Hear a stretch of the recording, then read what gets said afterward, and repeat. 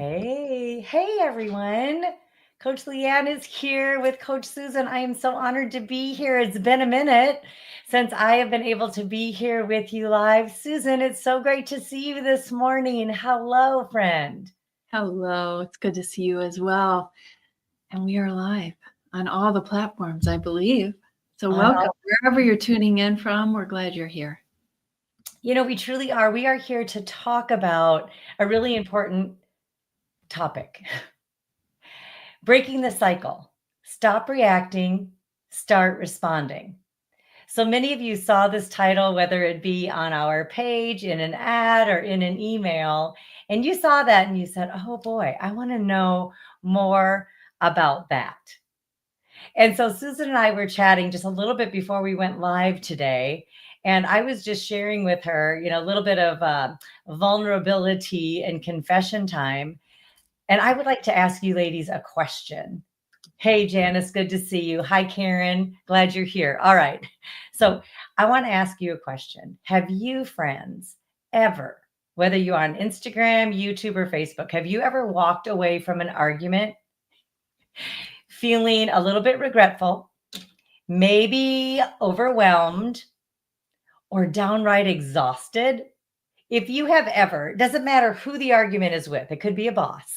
It could be a spouse. It could be a kiddo. It could be Parent, a neighbor or a community person. But have you ever walked away from, something that rubbed wrong and you had an argument and you walked away feeling all the things? Okay, Susan, we can give one another a high five on the screen, right? Or wherever that is, because we're going to keep it real today. Reacting versus responding is something all of us deal with. Thank you for saying, yes, you have. How many of you have done it within the last 48 hours? Anybody? Anybody within the last 48 hours walked away from an argument? We're so glad you're here today. Welcome, everybody. They keep coming in, Susan. We're so grateful. we are. Right? So if you have ever walked away from an argument feeling overwhelmed, exhausted, okay, yesterday, I see you. Yes, yes, yes. You're not alone, friends. Me too. Me too. Susan, what is it? Why do we react? We're going to unpack a little bit, right? If we want to break the cycle, we got to know why it is we're in this cycle. Why do you think that we react the way that we do? Any thoughts? I have a lot of thoughts on that. Our emotions get really intense, right? And emotions often lead us to react. If we're not careful, if we're not intentional, if we don't take the time to pause, we get triggered. This is a word we use in our culture today, right? When something happens outside of our control that rubs us the wrong way, emotions can get really big. Mm-hmm. And then we just react based on emotions. It's quick, it's easy, it happens in a flash, right? It does, Susan. I love that you brought that up. Our emotions are, they can be very explosive, mm-hmm. and they can be very loving all at the same time. So I'm seeing some responses in the chat about, I know why I react. I'm deeply hurt. I'm deeply hurt over and over again. I'm tired. I'm hungry.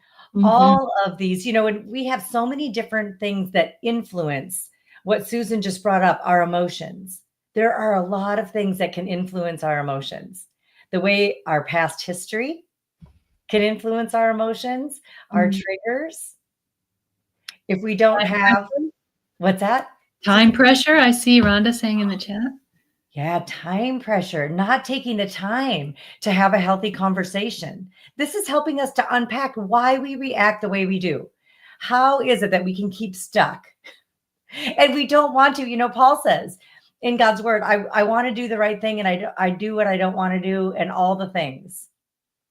So this is a topic as old as time.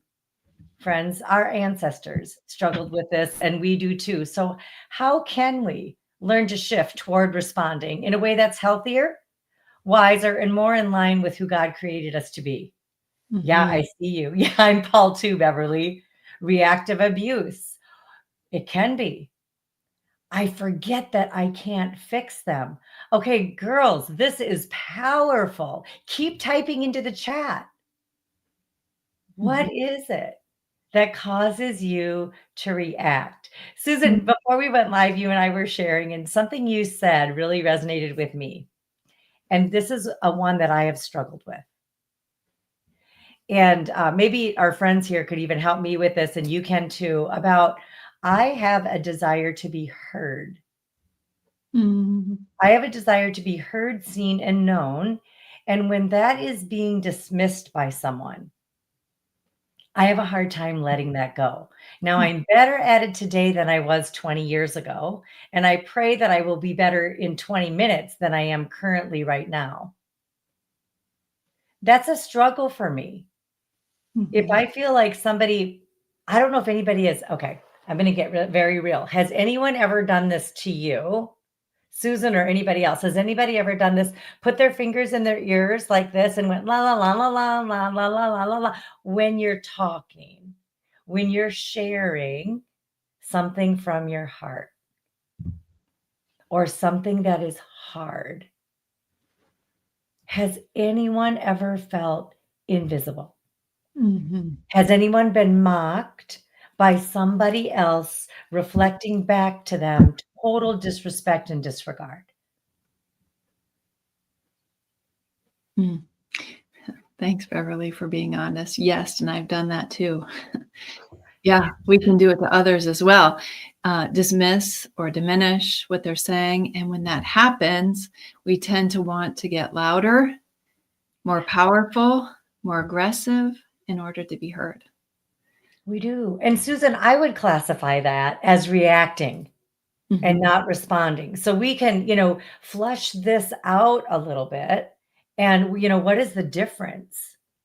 I love how you're all dropping in the comments Mhm. how you've experienced Yeah. this cycle. And then what happens either when you're plugging your ears going, la, la, la, la, la, I can't hear you, or when you disappear in front of your device, or yell, or lose your cookies in some other way, or like Paula just said, get sucked up in the crazy. I Yeah. love that phrase. We That can't, crazy making cycle is so tricky and it can add so much frustration. And I think, and I've been in this place too, where I want to get somebody to understand, oh right? boy. I want to make things clear. Mm, I want to get out of the crazy. And so I can get reactive in trying to get the other person to understand, right? that's I me. want to prove that I'm right. I want to let them know what clarity looks like. And that frustration can prompt me to get reactive. Absolutely, Susan. I love that you brought that up. And, human beings have a desire to be seen, known, and heard. In healthy relationships, other people see, know, and hear us. Susan and I are here together side by side, shoulder to shoulder to chat with you. And, there are over 100 of you here with us right now. And you desire to be seen, known, and heard too. Mhm. And when we acknowledge that, we can be in a healthy relationship and we can have this cycle of giving and receiving with one another just like Susan and I are doing with each other and with you. That's really beautiful. Oftentimes in our homes, in our places of work, or in our communities, that's not the case. We do not have that reciprocal mutual engagement. And so then we get in this cycle of spin Mhm. that causes us to react. And I am here to share, and Susan is too. I know that we can build up some strength by finding a way out of that cycle of spin. That crazy cycle that Susan just mentioned. Yeah. Mm. We can find a way out of that, but it takes work. It It takes does. work to find our way out. Oh, and I love how Jenny just observing helps us find our way out so that we can feel safe. Mhm. Beautiful. So I want to camp here. There's a lot of women in our space, Susan, that are talking about feeling invisible and unheard. Mm. that they are being mocked. Mhm. And I just want to acknowledge, can I just say, I'm so sorry? And that's just so not okay. And it's way too common. It's more common than I care to have. And that's why we're here today, isn't it, Susan? We're ready to help break the cycles. Yeah. Yeah. And when that other person, that important person in our life, dismisses, starts talking on the phone, plugs their ears, walks away, it's so painful, right? And when we're hurt, sometimes we want to hurt them back or to let them know how hurt we are in an aggressive way. Yeah. Mm-hmm. Well, and then we get, like you brought up the word trigger, we get triggered. Something happens. And so, ladies, how would you define a trigger? So we know that triggers lead to reacting. Triggers can lead to reacting or responding. Mm-hmm. And sometimes we remember that we have a choice on how we're going to engage with the trigger. And sometimes we're so quick because we're so wounded and offended that we jump in. Yeah. So, what is a trigger? What is a trigger? Let's get really clear about what sends us into the cycle because it's usually that we're triggered. So, what's a trigger? A moment that brings up all the hurt feelings and makes us react. An Mm-hmm. emotionally yep, that word. Sensitized. Thank you. Yes. Area. Reaction based on a past experience, right? When old history becomes current history and it's painful history. Love it. So, triggers, man, ladies, this is huge. It could be a disrespectful comment.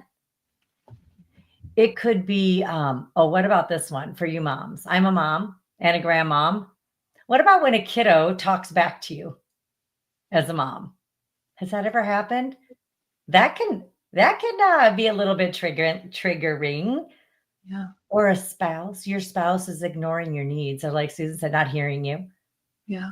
And your body, friends, and your mind go into high alert. That's what happens for me. My body and my thoughts go into high alert. Then I know that I'm being triggered. Maybe my heart, I could put my fingers on my, is this the carotid? And I can feel it. I can feel my pulse going up. Maybe I'm getting sweaty under Mm-hmm. my arms or my palms. Mm-hmm. I can You have notice a that my physical response. body is, what's that? You have a physical response, don't you? Do, Yeah. do. But you may not even notice that. It happens in such a flash. So Leanne's breaking it down on what happens to her physically. All the rest of us have some physical response as well.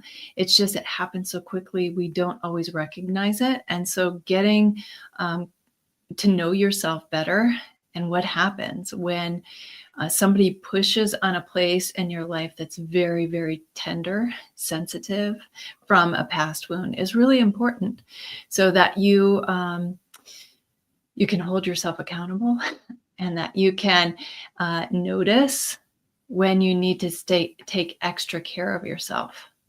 Mm. Boy, that's so powerful, Susan, because nobody can take care of you as well as you can take care of you, friends. And we've forgotten. We've forgotten how to care for ourselves well in the midst of heightened emotions or volatile situations, right? Mhm. We've forgotten how to care for ourselves. So, when we're triggered, our emotions take over. So I love it. You're talking about some of the ways your body responds. You shake, you feel out of control, Mm. right? You get anxious. You just have a lot of self doubt, right? Your thinking goes from clear to so much fog. All right. Mhm. So we're talking, these are big body reactions, friends. Mhm. Huge. So now we've identified some body things. What emotions take over?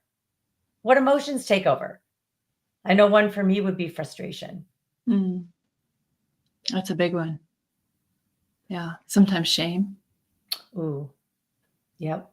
Hurt, guilt. guilt, yeah. And emotions are real. They're not wrong. Frustration, anger, all the things, they are not wrong emotions. Can we just clear that up? We need to experience all emotions. There's a reason why there's an emotions wheel, right? That, so we can help identify what it is that we're feeling. God's emotional. He created us with emotions, right? We are image bearers.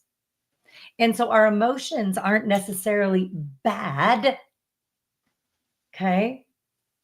They're Yeah, not wrong or right. What's that, Susan? they're just uncomfortable or unpleasant, right? They're not bad or wrong. Right. Yeah. I Yeah. love that. Let's just normalize. We all have emotions. It's what we do with them. Our emotions can drive us, and our body reactions can drive us to react or respond. Yeah. And so when I react, maybe y'all can, okay, I'm seeing rage, anger, hurt. Okay, fear of disconnection, Mm. crushing. Yeah. What were you going to say, Susan? Go ahead. Yeah, I was just reading in the chat. Beth says, no disrespect, but triggers cannot make us react. That is a choice. That's why we're here, to learn not to react. And I just want to affirm you, Beth, absolutely. What we're trying to do now is point out there is a choice, because while triggers don't make us react, they do lead us in a very strong and powerful way to react. And if we don't recognize there's a choice, we won't make the choice, right? So what we're trying to do is bring some awareness to this fact that it is a choice and that we can do something different. We can break that cycle. We can. And we talk a lot about breaking cycles in our group coaching programs. And I just want to share with you and send a warm invitation to those of you who are here with us right now. If this is an important topic to you and you want to learn more about how to respond instead of react, we have an opportunity for you. And we have a group coaching program that is coming right up. And there is spots in our program right now for you. It is called Walking in Core Strength. It is a 3-month group coaching program where we meet every 2 weeks for 3 months, 12 different times. Mm-hmm. Where we get, I'm sorry, 6 different times where we get to gather, 6 live times, and many 3 months of connection in private spaces and places so that we can learn more about gaining strength, body, mind, soul, and spirit. So when the triggers come, we know how to navigate those with strength and with dignity. What would you add, Susan? Yes. Well, I just want to, Jennifer says, I feel guilty for getting mad and yelling back after he yells at me for a long time, accusing me of things that are not true.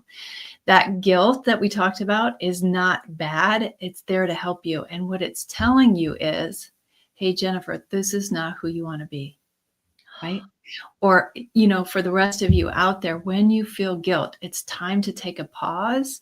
That's what we're talking about when we mention core strength. Who are you at your core, right? Jennifer's saying, I feel guilty because this is not who I am at my core. I'm not a person who gets reactive and yells back.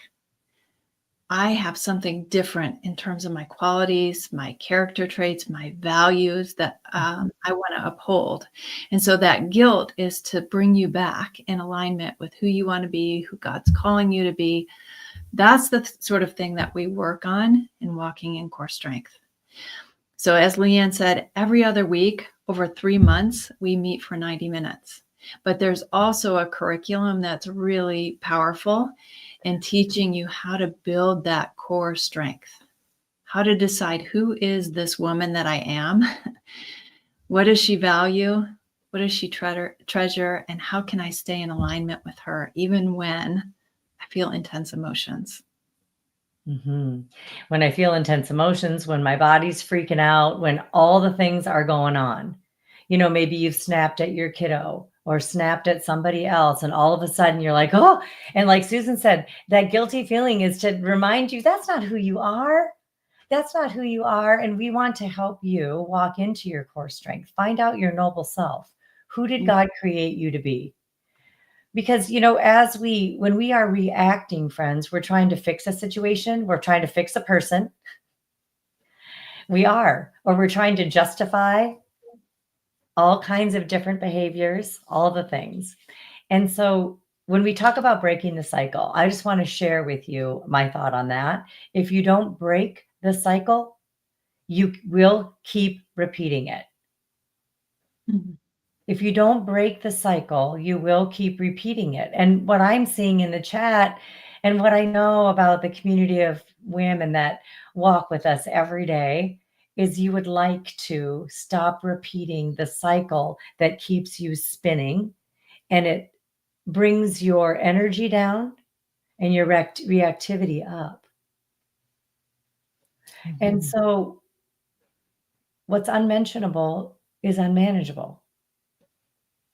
And so let's get real about that. If you don't break a cycle, you're going to keep repeating it. And I don't know about you, I am tired of the cycle of reactivity. Mm. And, maybe you all can think right now, you're thinking of a time where you've gone through that cycle. You've identified what led to your reacting moments. We've seen it: disrespect, feeling unheard, feeling invisible, being overwhelmed, being tired, being hungry. Susan mentioned a beautiful word. Susan, I love, we talk a lot with our women in our coaching programs about exercising the power of the pause, Mm. taking a breath, whatever that looks like for you. It could be breathing, it could be counting 5, 4, 3, 2, 1. It could be rubbing your fingertips together, whatever it is, but it's going to help you take just a minute. Take just a minute to give your body and your brain an opportunity to catch up with your emotions, to catch up with your thoughts. Mhm. So we're not just, I often call it going nuclear. So Mm. before we react or respond, we can take a breath. We can count to 5. We can say a quick prayer. I'd love to give a little bit of a strategy. And ladies, type into the chat, what about if we just say something really quick like, God, help me to respond with wisdom and not emotion. Mhm. This is something I've had to work on, girls. I'm a feeler. I'm an emotional being. I have big emotions sometimes. And Mhm. sometimes my big emotions can overshadow my noble self or the wisdom that God has deposited in my soul. And it's not anybody else's responsibility to help me do that, to get it back. Mhm. And it took me a while to learn that, Susan. I Mhm. kind of was looking to other people to help me regulate my emotions. Anybody else? Yeah. That's, I think, human nature. We look to other people to solve our issues, take care of our emotions for us, right? Which worked great in infancy, right? But then as we mature, as we gain emotional intelligence, we really have to take care of that ourselves.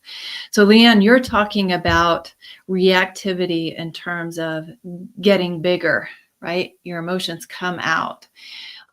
Emotional reactivity could also be quiet. It could also be running away, avoiding, right? That can be a reactive response as well that doesn't create connection. I recognize sometimes it's a choice that we're quiet or that we step away. But there again, we want to make sure that we're making the choice, that it's not just something we do as a reaction, right? Is that we give ourselves that time to decide, what do I want to do? What do I need to do in this situation? Oh, Susan, that is so good. I love that you brought that up because it can roar and then it can be incredibly quiet. And Proverbs 29:11 reminds us, fools vent their anger, but the wise quietly hold it back. And so we can quietly hold it back in wisdom, or we can quietly hold it back in fear too. And knowing what the difference is will help us break a cycle. Will help us break a cycle. Mhm. So I would love to just ask our friends here in this space another question that I would love for you to drop in the chat. Based on what you've heard so far, what can you do to help remind yourself to pause? So you're not running away in fear, but if you do walk away, you're walking away because of wisdom, not because you're afraid of the other person. Now, there are times to run. If the Mm, other person is dangerous, you mhm. want to run and get to safety. And if you have a moment to pause, how can you remind yourself to pause? What might you do? Susan, what do you do to remind yourself to pause? I think the pause is a practice to get in the habit of. I saw some people talking about mindfulness, right? To present yourself to the moment and just to be in tune, like in every moment, be connected to the Holy Spirit, be connected to yourself and your own body. So it's something that we just get in a practice of pausing, taking a breath. It's self-awareness, right? At the heart of Mm, what we're talking about, emotional intelligence or emotional maturity, I think is that self-awareness, which takes a pause always. So how do you remember? I think you just practice it throughout the day, trying to pair it with other things you do regularly just to get yourself in the habit of it. And then you increase that over time. What are your thoughts on that? that's really good. No, I love that. It is a practice. Learning to pause and to pray, to slow down, to get back in touch so that we're not reacting, reminding ourselves in the moment that if you are safe, reminding yourself that you're safe. Mm, Because we have got this little thing inside of our brain, it's about that big. And if you go your nose and through your ear and you touch those 2 points inside of your brain, you've got this little thing called an amygdala. And that amygdala can fire and it can cause you to fight back, to run away and flee, to have the disease of please, which is called fawning, mm, right? And so we have an opportunity to put practices and disciplines in our day in so that we can purpose to practice in times of strength. So when times of stress come, we have something to draw from. It's kind of like this well of living water. When we practice every day, we're being filled with wisdom and power from the Holy Spirit so that we have a full well to draw from when those annoyances, frustrations come in. That's mhm, something that we can do. I rub my fingertips together a lot.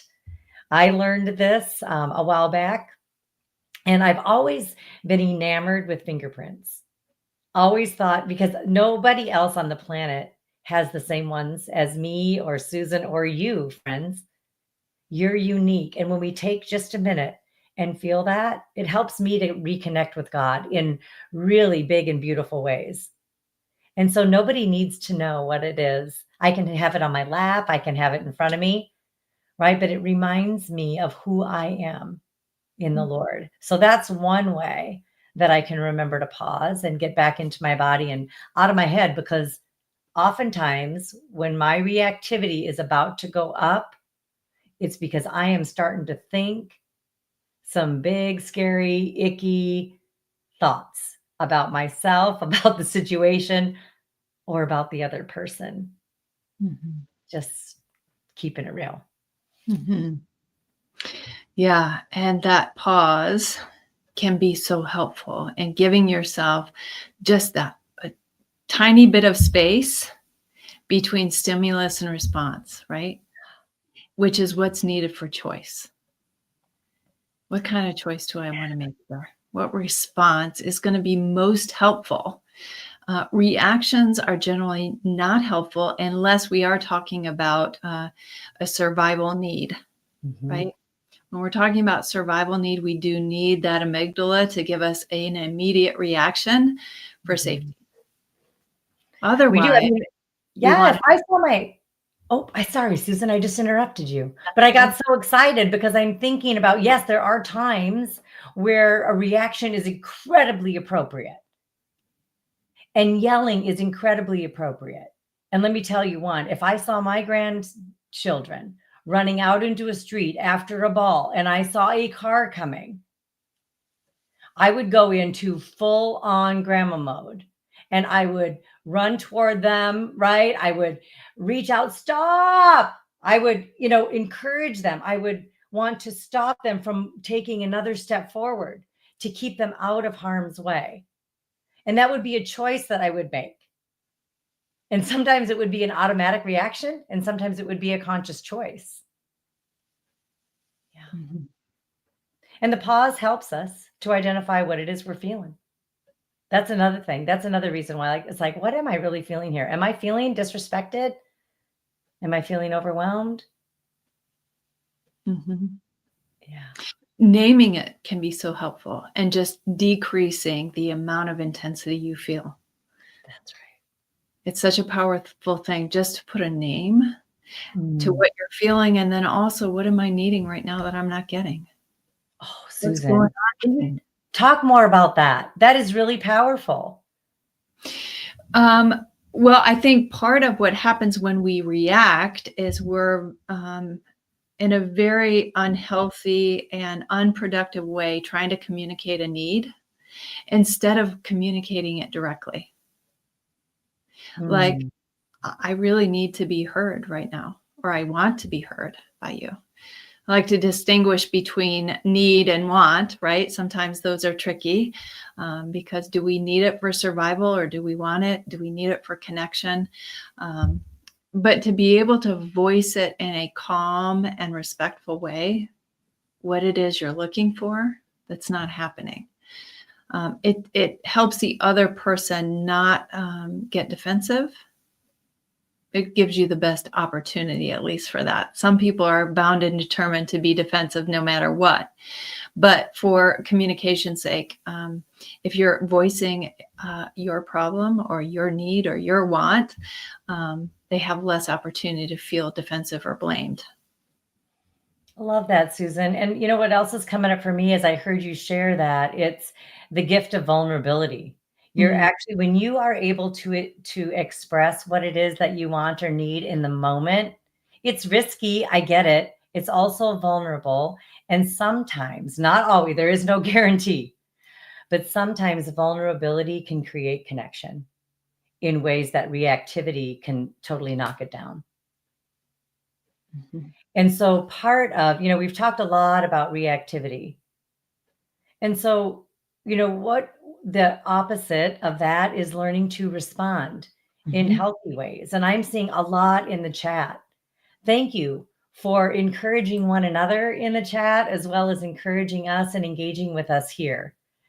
And so, if we're not reacting, if we're not yelling, if we're not shutting down, if we're not people pleasing, if we're choosing healthier responses, what does that actually practically look like? How many of you would appreciate some practical phrases and some comparisons about what is reacting and what is responding? Would that be helpful?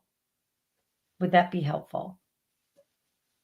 So, from my own life, I can share a few things over my many decades of life of when I did it well and when I didn't do it well. If that would be helpful, then let us know. Yeah, I see I'll it in give the you. chat. Go Okay. ahead and share. What have you learned? Share your wisdom. All right. Well, here's one thing. This is something I have said. You can type, I'll give you a phrase and you can tell me whether or not it's reacting or responding. You always disrespect me. You don't see me. Mm. You don't care about what it is I'm saying. Those Is sound like that, reactions. yeah, is that reactive or is that responding? Mhm. Have you ever done it? Okay, I have, friends. Okay. This is what I'm doing. Okay. So how could I Say it different. Yeah, very reactive. Thank you. All right. So what about this one? What about this one? You know what? I don't appreciate being spoken to that way. I will come back to this conversation when we can be respectful to one another. Mm. Is that reacting or responding? That is much easier to hear as a person on the other end. Mm. Mhm. So I'm wondering, what did you pull from in terms of your core strength to help you with that response, Leanne?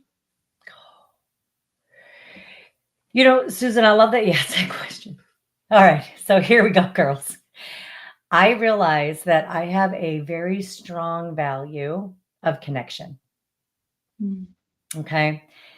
Ladies, our core values have advantages and disadvantages. And several years ago, the Lord showed me what some of the disadvantages of my value of connecting offered my life. And when I started to realize that my desire to connect could prevent me from actually connecting in honorable and dignified ways Mm. because of the way that I was engaging and showing up, it was an alarm bell for me. And so knowing that I can't control another person's behavior, but I can control how I respond and what I think about, allowed me an opportunity for a pause. So if I value connection so much and someone's not connecting with me in a way that I think they should or could, or a way that I want them to, then I always took that as negative. And I wasn't fully seeing the other person. Just keeping it real here. I was more concerned about myself and them connecting with me rather than just me connecting with them. Does that make any sense at all? A It was lot. it was a huge awareness moment for me. So what about that makes sense? I don't know. Just I would love to hear from you, Susan, or whatever, but I just had to understand that. Mhm. Yeah, your desire for connection became so strong and such a capital NEED need that you had that you got reactive in trying to get it, which was actually pushing the other person away and working to not see or hear what they actually wanted, Right. right? And that's like the opposite of connection. Mhm. And so, ladies, I had to realize that some of the way I was, so my cycle, what I was doing that was contributing to the situation. And so, I had to get some boundaries with myself. And one boundary that I have put in that has really helped me is I will not argue. Mhm. I will not argue with you. I will have a conversation with you, but I will not argue. Mhm. I think that's so powerful. So your high value of connection wasn't being honored when you got controlling. It wasn't in line with who you wanted to be, but you mentioned the word honor and dignity, right? So Yes. when you tapped into these other core characteristics of your strength, honor and dignity, it helped you work towards connection in different ways. Oh, it did, Susan. So beautifully spoken. So beautifully said. Thank you. So, I think I realized several years ago, Susan, that I was turning over my dignity card to anybody who would take it. Mhm. And I realized that my dignity card is not for sale, right? My dignity isn't for sale. And I was so easily handing it over. Many years ago, I was involved with a bunch of friends in our homeschool community in Colorado, Susan, and we had a Civil War ball. And we would all dress up in these beautiful gowns. And the guys would wear these Civil War costumes. It was a super fun experience that we did as a family with a lot of our friends. And but one thing that we gave all the ladies, this is going back in history a little bit, but one thing that we gave the ladies to tie onto their wrist was a dance card. And then they got to go up to different people, right? The different gentlemen in the space to sign their dance card. And we had all these different dances that we would do together, reels and waltzes, and I don't know, all these things that we were taught by the folks that helped us run this Civil War ball. And so when I was doing my own personal work and thinking about my dignity card, I remembered back to the dance card. And I thought, who am I going to allow to dance with me? And what dances will I do? And one I will not do anymore is a destructive dance with people. But that was a conscious choice that I had to make, and that I continue to have to decide every single day that my dignity is more important than being right or being heard. Because some people will never agree with me. Ever. Ever. Beautiful. And was that easy, Leanne? No. And could you do that alone? No. And you know what? I was in coaching groups to help me with that. I was in accountability, and I still am in coaching groups and accountable relationships. There is a reason why I am here with you today on Leslie's team, because I am so passionate about helping women realize that they are not walking this alone, that they can gain their noble selves back, that they have a worth and value that is given by the creator of the universe, not another human being, that God has the final say in who you are. And oh my goodness, there are ways that we can flourish as women when we really take ownership of this one precious life that God has given us. And we do it in the strength and dignity that He has offered and created us with. Because my goodness, we can give it over. Yeah. And that desperation or that push to control does not work out in creating healthy relationships.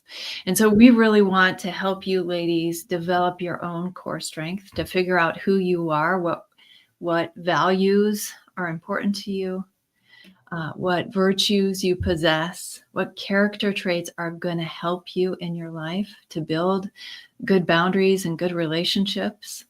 That's the thing that we're working on in this group coaching that starts in March. First week of March. We have many class options available. You'll want to go to leslievernick.com/group coaching to see what your options are in terms of times and dates. We have many that are open now. They will be, once they're full, it will close. And so it's 15 women maximum in each group. And so you want to log on to that site just to see which classes are open. And then I also will mention we have a bonus coming up on Wednesday afternoon. This kickoff call. So everybody who is registered for Walking in Core Strength by Wednesday it's 2:00, isn't it, Leanne? Yes, it is. And we are so excited. You want to have a seat at this table, friends. Yes. So Leslie Vernick is going to be there leading us for, I believe, 90 minutes of time to kick off this journey in Walking in Core Strength. You'll get to meet some other ladies that are going to be in your group. You'll get to meet your coach, and you get to have this sweet, precious time with Leslie. So you don't want to miss that. So that may cause you to log on to leslievernick.com/group coaching and pick your group time before Wednesday at 2 p.m. Eastern so that you can be a part of that session. We would love to have you. We warmly invite you into our coaching family. If you are part of our coaching family or have been in the past, we are so grateful for you. And if this is resonating with you and you want to know more about breaking the cycle, I want to give you some hope. You can break the cycle. I'm going to be really honest with you. You cannot do it alone. You can't. I tried. Susan, have you ever tried to change or break a cycle or a pattern of behavior that you're not happy with in your own life? Have you ever tried to do it by yourself? Oh, yeah. Yeah. And I've learned I need accountability. I need support.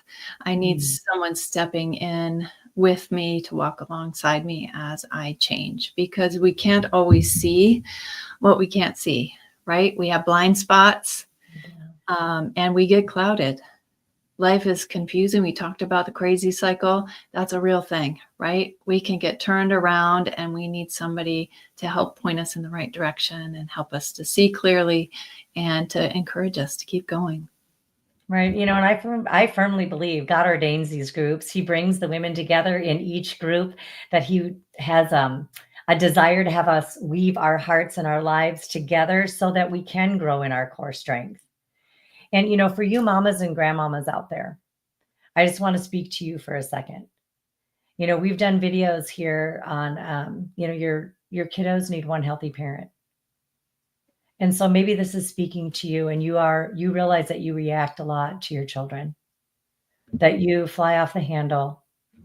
You are speaking to them in ways that, like like we said earlier today, that if you lay your head on the pillow at night, you're not happy with it, that you have regrets about how it is you interacted with your kids or your grands. Let me just tell you, they're watching you. They're watching you. And when we as women in the Lord choose healthier responses, we're teaching them, we're teaching our kiddos and our grandkids that your emotions don't have to control you. And what a greater gift that we can give our kiddos, to know that their emotions don't need to control them either. The environment matters. You have an impact on the people that are around you. You can influence. Oftentimes, when we take a step in a healthier direction, if other people are watching, it does leave an impact. And perhaps it's a quiet invitation. They may or may not join you. I started a new behavior in my home that I knew that God was calling me to do, right? And I did it for me, not for any other reason, but I wanted to get healthier in a certain area. And I'm watching my husband quietly is stepping on board with my new behavior. And so, ladies, when we start to let go of destructive patterns, and then Susan, you something else came up for me when you were sharing, and I wrote it down. When we let go of disrespectful behavior, conversations, or interactions, it makes room for a healthier engagement. But if we're so busy being disrespectful all the time, we're not going to have room for new behaviors to be birthed. Does that make sense? I don't know if that makes sense, but these are just things I've learned. You asked me earlier about what I have learned. Those were some things. Yeah, beautiful. And I so appreciate you sharing. I can tell that's resonating with many in our audience. And so I think that was really meaningful. Ladies, we have until 1:00 Eastern time with you. And I want to get to a couple of your questions. Leanne, are you on board with that? I've got a good one for you. I would love to get to some of our questions. I'm going to pull it up as well. We're so grateful. I just want to take a pause while we pull up these questions to just say thank you. Thank you for your trust and confidence, ladies, of being here with us in this space. We do not take it lightly. We're not going to always say everything perfect, because we're humans.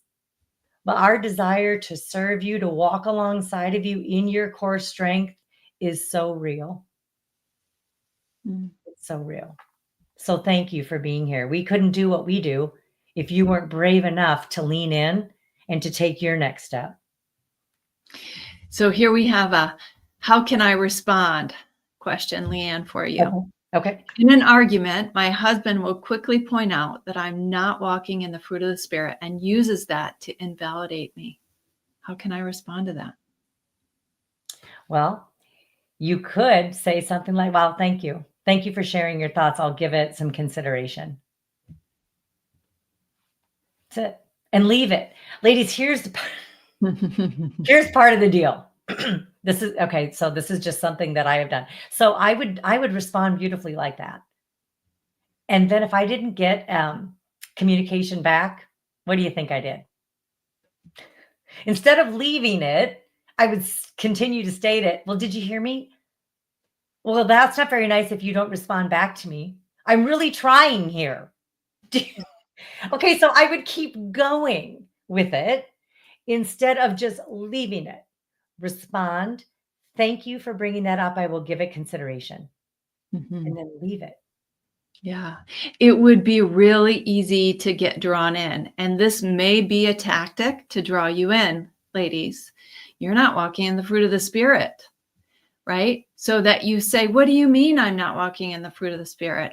Yes, I am, but you're not. And so then you're going to one up and the escalation begins to happen, right? That's the argument part of it. What Leanne's talking about in the response is we can choose to disagree. I'll take under consideration what you're saying, and we can be different. You can think that, and I can think something different. And I don't have to make you understand. I don't have to make you agree with me. Is that we can leave it as you and I are different. We see the situation differently. Susan, I love that. And that's something else. That's another thing that you can respond with. Another phrase is, wow, I don't see it that way at all. Thank you for sharing, but I just do not see it that way. I see it differently. Yeah. And, or if you're really brave, you could say, what fruit of the Spirit do you see that I am not embodying right now? See if they can even name it. Because, okay, here's the deal, friends. Oftentimes, somebody will sling spiritual vomit at you and they don't even know what they're talking about. Okay, can I just say that? And it can be very abusive spiritually. So ask them, do they even know what they're identifying, or are they just trying to hurt you? Yeah. I hope that was helpful. All right. Should we do another one? Sure.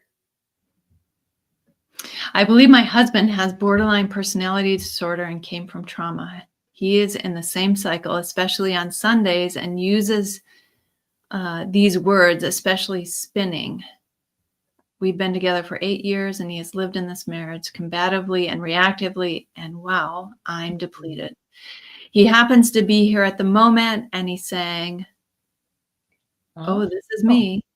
He grew up with no self-control like his dad. He wants to be able to, but when the emotions hit, there's no control. He's 61. I feel like I'm dealing with an extreme teen at times. He acts so insecure, and I've tried to help, but I can't change him. Is there help for him? Yeah. I love your vulnerability and honesty. And friend, if your husband's here watching, I just want to say, hey, kudos to you for being here and realizing this is me. And that's part of it. Like Susan, you talked about self-awareness is first. We cannot change, shift, or pivot anything that we are not willing to see. There's hope for everyone to change and to grow up and mature into the person God created you to be if you want it and if you're willing to do the work. It's not going to happen because you say, I want to change. Okay, can I just be very real? It's not going to happen just because you want it to. Friends, it takes work. We've got old patterns to let go of and new ones to invite in. So yeah, there's hope if you're willing to do the work. Absolutely.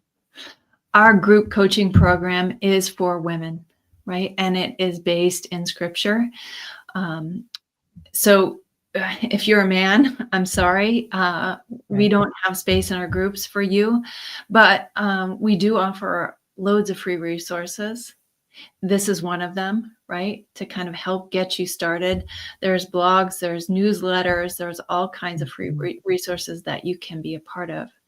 But if you're a woman in this community and you want the support and the curriculum to break the cycle, this group may be for you. We would love to have you join. Indeed. Beautiful. We're so grateful for the questions as they come in. And you said that he acts so insecure. He is. He probably is. Oftentimes, men will not admit their insecurity, but it shows up and comes out in sideways behaviors. Okay. And so insecurity is a big one. And if you want to say so long to insecurity in yourself, then we encourage you, go to this link, leslievernick.com/group coaching. And you will find out all about our group coaching program in Core Strength. There is so much on that link that will tell you what we do every single week. And there's a lot of information there, but I will tell you something. That information is just a small peek into what happens in 90 minutes when you're live with 15 other women and one coach for 3 months. Because we don't just talk about it and say we want it, we practically apply what it is that we are learning.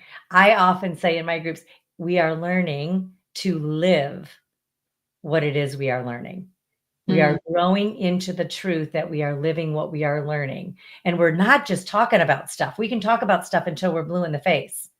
Real transformation happens, friends, when we put it into action and we exercise all of the different explorations that we will walk you through on a moment by moment basis so that you can break the cycle. You can. And we're here to walk with you. Yes, absolutely. And if you find yourself in a relationship with somebody who has mental health disorders, addictions, is emotionally immature, I think you're going to need the support. Like this person writing to us says, I'm depleted. If you're feeling like you're depleted, that you get roped into the crazy cycle, that you get baited to be reactive and you need tools, this may be the group for you. Oh, I love that, Susan. And that goes right into our next question. The people in my life love to mock and do the eye roll. And here's the big D words: dismiss, demean, and degrade, and laugh like I am stupid or crazy. If I say stop, I will not stand here if you choose to continue this. They get louder and keep repeating the mean, degrading, bullying, lying comments over and over again as they laugh, mock, and keep getting louder. That's destructive, friends. I'm just going to pause here for a moment. This behavior is not okay. This is destructive behavior that you have been describing. So somebody might need to hear that honesty right here. And of course, you go on to say, it makes me angry and disgusted to stand there for myself because they won't stop. Of course, it makes you angry. And I'm sorry that that's happening in your world. It's painful. You go on to say, it's like I'm being trapped in a car. I keep saying la, la, la, la, la, or I start saying loudly, it's such a beautiful day. Look at the beautiful clouds. I don't do it to be vindictive.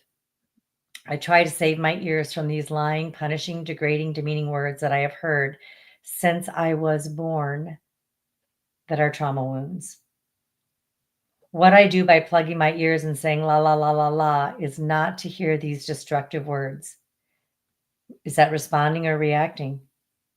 These words are my biggest trauma and my biggest trigger. Is la, la, la and plugging my ears okay as self-protection?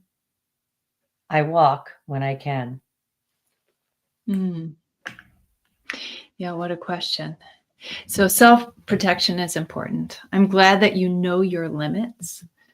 What I would say is think about how somebody else is going to receive that. The plugging of the ears and the la, la, la can be a way to diminish and disrespect somebody else. So coming up with a way that's still protecting yourself and respecting your own limits but can be more kindly received by somebody else.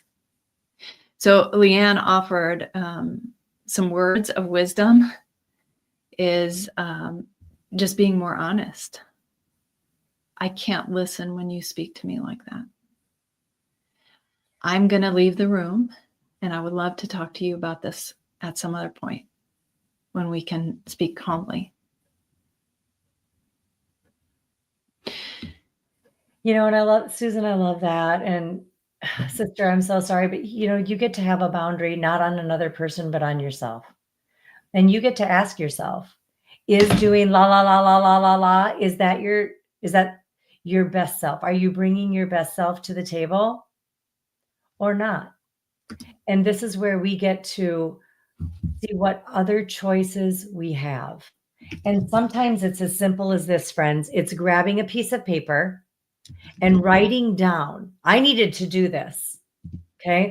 I needed to write down, what other choices do I have if I am not requiring this dialogue, this passing the ball in communication, repeating back what I just said, all the healthy stuff. If I'm not requiring healthy with someone who doesn't want to be healthy in the moment, then what else can I do? And that's a boundary on me, not on someone else. So mine is, and maybe this will help you, I will not participate in a destructive conversation. I'm not doing it. I'm just not going to participate. I'm going to go for a drive. I'm going to go to the bathroom. I'm going to go to another room. I'm going to do something different. Go for a walk. But I'm not going to participate in a destructive conversation or one that is disrespectful. If I were to, for me, my noble self, if I were to do this to somebody else, la, la, la, la, la, la, la, la, la, and I've done it too. That is not bringing my best self to the table. I actually looked in the mirror, and what did I look like when I did it? And I didn't like the way I looked. I didn't look dignified. I looked, well, I just won't even go there, but that's what I thought. I just knew that that's not who I wanted to be. Did I want to be the woman that does la, la, la? Or do I want to be the woman that says, I disagree with you, and I will revisit this with you when we can be respectful to one another, but not until then. Mm-hmm. Yeah. Yeah, it's a great question to answer for yourself. Does that fall in line with your core self, your core strength, your core values, your noble self? Is that who you want to be? Ladies, that's what we're here talking about today. We would love to have you join. I know Karen put in the chat to include your biggest takeaways. What came out for you today? I've seen some of you answering that. We would love to continue to see those takeaways in the chat as we end here today. We really appreciate you being here. We're going to have to end for today, but we do have another Facebook Live coming to you tomorrow. And that topic will be, it's not fair, but here's why change begins with you. So I hope you can join at noon Eastern time tomorrow, same time, same place. So grateful to be here with you. I didn't realize we were at the top of the hour. Wow, everyone. Well, every time you choose to breathe, name your emotions, and set a boundary, you're choosing wisdom, ladies, and you're breaking the cycle, and you're stepping into the person God created you to be. We look forward to growing with you. Thanks for being here. Bye, everybody.